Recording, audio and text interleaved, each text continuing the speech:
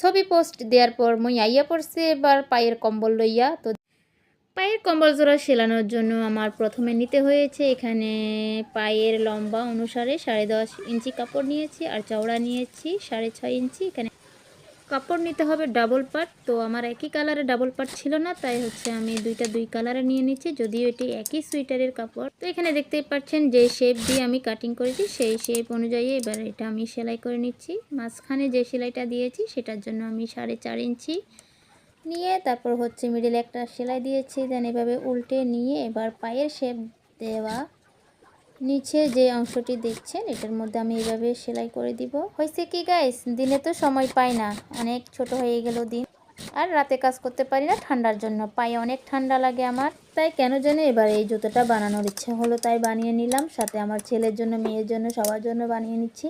তো একই নিয়মে কিন্তু আমি দুটো জুতোই বা মোজা যাই বলেন রেডি করে নিয়েছি।